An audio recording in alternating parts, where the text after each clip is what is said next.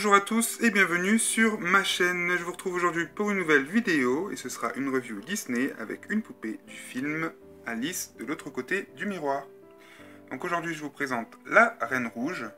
Non, je l'ai déjà fait la Reine Rouge.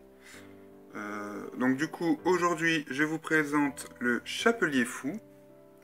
C'est vraiment mon préféré de... Ah mais non, je l'ai déjà fait lui aussi.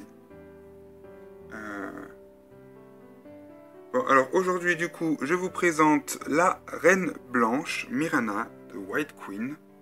Voilà, elle, je ne l'ai pas fait, ça c'est sûr. Elle est juste magnifique dans sa boîte. Le fond de boîte est super joli. Voilà. Donc on retrouve le logo Alice in Wonderland sur le devant de la boîte, inspiré par le film Alice Through the Looking Glass, donc de l'autre côté du miroir. Film collection, ou collection de films, Mirana, The White Queen, la Reine Blanche. Sur le côté, comme pour les autres, on retrouve les horloges. Voilà, jusqu'au dessus de la boîte. Donc encore une fois, ma boîte n'a pas été endommagée, et ça c'est vraiment une chance. Et enfin, au dos, eh bien, on a une photo de la Reine Blanche, donc ici Anne Hathaway, qui est vraiment super belle. J'adore sa couronne. Donc on a du texte ici, je vous laisse le lire, et le charabia habituel en bas, ainsi que le prix, donc 35,90. De l'autre côté, on a toujours la partie transparente. Et voilà pour la boîte. Donc du coup, je vais pouvoir déboxer cette merveille et passer à sa review. C'est parti! Et me revoici avec la Reine Blanche hors de sa boîte. Les détails de cette poupée sont juste ahurissant, c'est un truc de dingue. La peinture, la tenue, tout est juste sublime. Il n'y a pas d'autre mot, elle est vraiment magnifique. Donc je vais vous montrer, avant de commencer la review, le fond de sa boîte. Hop. Alors le fond de sa boîte représente une pièce assez vide, avec juste une pendule sur le côté. Et une sorte d'applique à bougie dans le fond sur un mur. Donc je pense que ça doit être l'intérieur de son château. Voilà, donc c'est assez simple mais assez joli. Alors en ce qui concerne la poupée, eh bien elle a une superbe couronne. Voilà, très fidèle à celle du film. En plastique, donc on peut voir qu'il y a vraiment des détails de peinture puisque elle est dorée, puis on a des touches argentées sur les pourtours et sur les perles. Donc c'est vraiment super joli. Elle a de très longs cheveux blancs, juste magnifiques et de très très bonne qualité, ils sont super doux. Donc elle est coiffée avec une petite queue à l'arrière qui est cachée sous ses autres cheveux. Donc on peut voir que la qualité est vraiment là. Ses cheveux sont brillants et très très doux. Voilà, donc ils sont un petit peu ondulés. Voilà. Alors moi je vais ramener deux petites mèches sur le devant. Je trouve que ça fait plus joli. Donc son visage est juste bluffant de réalisme. Je vous laisse juger par vous-même. Voilà. Les sourcils, le regard, la bouche, tout est sublime sur cette poupée. Même le profil fait énormément penser à Anne Hathaway. Donc c'est vraiment, mais parfait. Voilà, il n'y a pas d'autre mot. Elle est vraiment parfaite cette poupée. Juste sublime. Vraiment, vraiment, mais très très très très belle. Je suis bluffé. Voilà, je pensais pas la trouver aussi jolie une fois en vrai. Elle est trop trop belle. Elle a un joli ras de cou ici. Donc ça fait comme une fermeture dorée. Voilà. Avec de la dentelle blanche. Sa robe est toute blanche. Donc on a des perles sur le col. Avec de la dentelle. Donc sa peau est blanche aussi, bien sûr. C'est la Reine Blanche en même temps. Donc on a un joli motif ici sur le devant. Voilà, avec de la dentelle en V sur le haut de la robe. On retrouve de la dentelle et des perles tout autour ici, avec un petit voile un petit peu blanc doré de chaque côté. Voilà. Elle a des manches un peu bouffantes, avec un pourtour ici, comme avec des petits poils. Donc voilà, c'est super joli. On retrouve aussi des petits poils au niveau du col. Voilà, on en a un tout petit peu ici aussi. Ces manches sont quasiment transparente, avec des petits points argentés.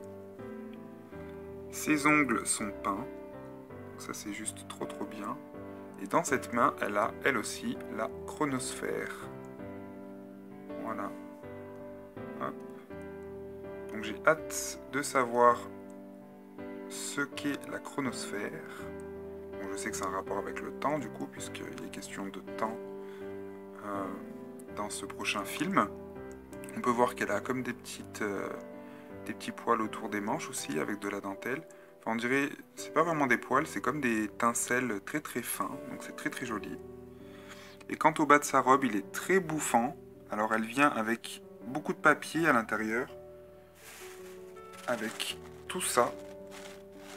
Voilà.